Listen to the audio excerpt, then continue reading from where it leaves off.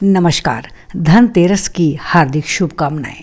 आइए आज ऋग्वेद और अथर्ववेद दोनों में समान रूप से पठित रोग निवारण सूक्त के बारे में जानें। कहते हैं कि धनतेरस या अन्य किसी ऐसे शुभ अवसर पर जहां देवताओं से अगर इस रोग निवारण सूक्त को पढ़कर प्रार्थना की जाए तो किसी भी प्रकार के असाध्य रोग से मुक्ति मिलती है। अथर्ववेद के चतुर्थ कांड का 13वां सूक्त और ऋग्वेद के 10वें मंडल का 137वां सूक्त रोग निवारण सूक्त के नाम से प्रसिद्ध है। अथर्ववेद में इस सूक्त के ऋषि संताति और देवता चंद्रमा हैं और ऋग्वेद में इसके ऋषि भारद्वाज और देवता विश्वदेव हैं। कहते हैं कि इस सूक्त के जप पाठ से रोगों से मुक्ति अर्थात आरोग्यता प्राप्त होती है। ऋषियों ने रोग मुक्ति के लिए ही देवताओं से प्रार्थना की है। इस रोग निवारण सूक्त की इस कारण से भी विशिष्टता है कि इसके मात्र 7 मंत्रों में विभिन्न देवताओं से प्रत्येक रोग से मुक्ति के बारे में प्रार्थना की गई है। आइए जानते हैं कि इस रोग निवारण सूक्त के 7 मंत्रों में किस प्रकार की प्रार्थना प्राप्त होती है। पहले मंत्र में सभी देवताओं की स्तुति करके कहा गया है कि हे देवता, आप नीचे गिरे हुए सभी मनुष्यों को जो रोग के कारण नीचे गिरे हुए हैं आप ऊपर उठाइए। अगर इन्होंने कोई पाप भी किया है तो औषधि के द्वारा इन्हें रोग मुक्ति देकर इन्हें पाप से भी मुक्त करें।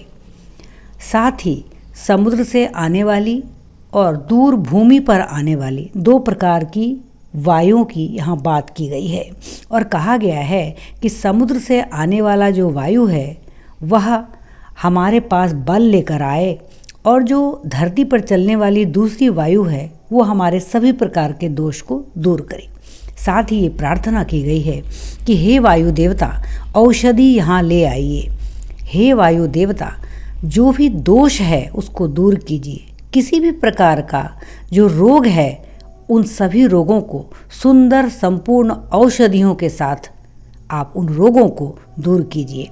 हे संपूर्ण औषधियों को साथ रखने वाले वायु, आप देवताओं के दूत होकर चलते हैं और निरंतर बहते रहते हैं।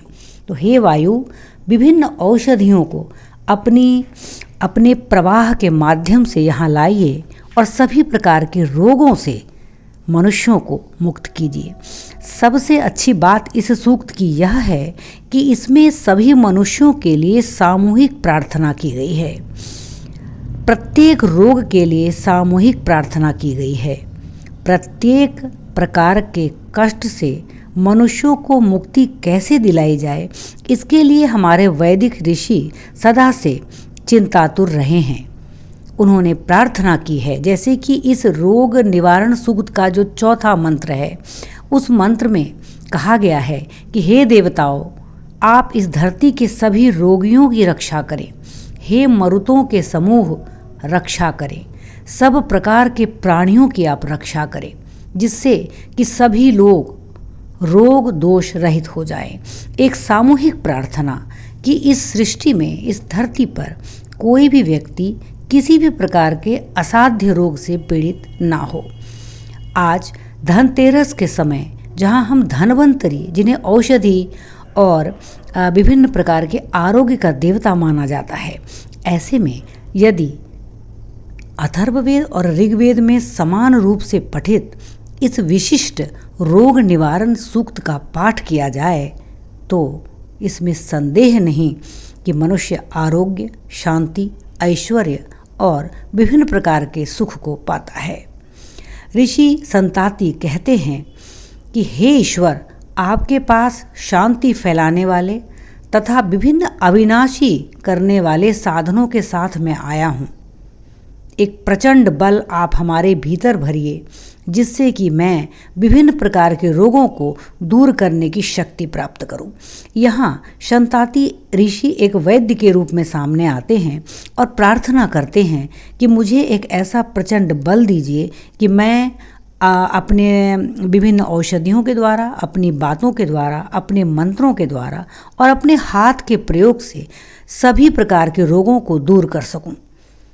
वो प्रार्थना करते हैं कि मेरा यह हाथ भाग्यवान है, मेरा यह हाथ अधिक भाग्यशाली है, मेरा यह हाथ सभी प्रकार के औषधियों से युक्त है और मेरा यह हाथ शुभ स्पर्श देने वाला है। 10 शाखा वाले दोनों हाथों के साथ वाणी को आगे प्रेरित करने वाली मेरी जीभा है। उन जीभा से मंत्रों का प्रयोग करके और अपने 10 शाखा वाले यानी कि 10 उंगलियों वाले दोनों हाथों से स्पर्श करके मैं प्रत्येक रोग से पीड़ित व्यक्ति को निरोग करने की क्षमता रख सकूं, ऐसी प्रार्थना उन्होंने देवताओं से की है।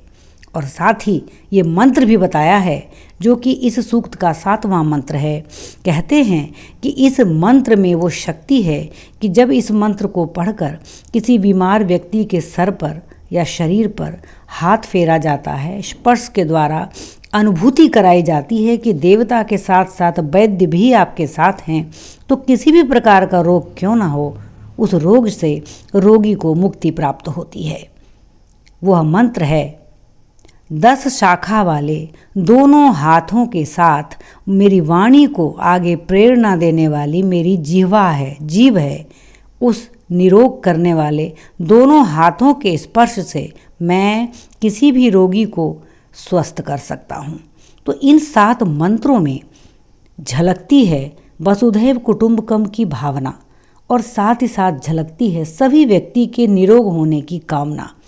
हमारे वेद, हमारे पुराण हमारे जीवन की अमूल्य निधि हैं, जिसमें किसी एक व्यक्ति के लिए नहीं बल्कि समूह के लिए, संपूर्ण देश और राष्ट्र के लिए एकीकृत प्रार्थना प्राप्त होती है। अथर्ववेद और ऋग्वेद दोनों में समान रूप से पाए जाने वाले 7 मंत्रों वाले इस विशिष्ट रोग निवारण सूक्त की विशिष्टता तो ये ही है कि इसके पठन मात्र से बड़ा रोगी भी अपने भीतर एक ईश्वरीय अनुभूति को महसूस करता है। वो अनुभूत करता है कि ये जो भी मंत्र इस सूक्त में लिखे या पढ़े गए हैं, सब में एक दैवी शक्ति का समावेश है। तो आइए इस धनतेरस पर भगवान धन्वंतरी की पूजा प्रार्थना के साथ साथ दिन में या रात में किसी भी समय थोड़ा सा समय निकालकर अथर्ववेद और ऋग्वेद के इस विशिष्ट रोग निवारण सूक्त के 7 मंत्रों का पाठ करें।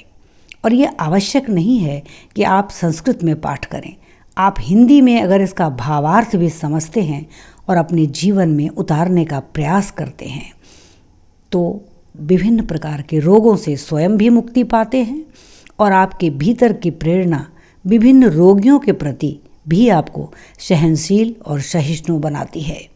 तो आइए इस धनतेरस पर अपने सुख, आरोग्य, सौभाग्य के साथ साथ अपने समाज, अपने आसपास रहने वाले लोगों और अपने परिवार के सभी सदस्यों के अच्छे स्वास्थ्य की कामना से जुड़े और पढ़ें इस धनतेरस पर रोग निवारण सूक्त के 7 मंत्रों को, विशेषकर अंतिम 6ठे और 7वें मंत्र को, जिसमें हाथ को सबसे भाग्यवान बताया गया है। वस्तुतः यह हाथ हर दृष्टिकोण से भाग्यवान और औषधि से युक्त होता है। ये हाथ ही हमें कर्म की प्रेरणा देता है और हमारा एक शुभ स्पर्श, हमारी एक शुभ वाणी बड़े से बड़े रोगी को शांति और आध्यात्मिक आनंद प्रदान कर सकती है।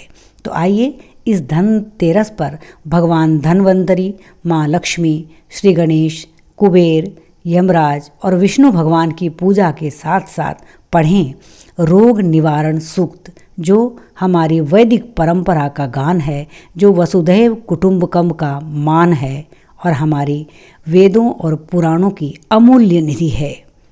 इस धनतेरस पर रोग निवारण सूक्त का पाठ अवश्य करें और अपने जीवन में सुख, समृद्धि, आनंद, ऐश्वर्य और आरोग्य के समावेश से सदा प्रसन्न और खुश रहें।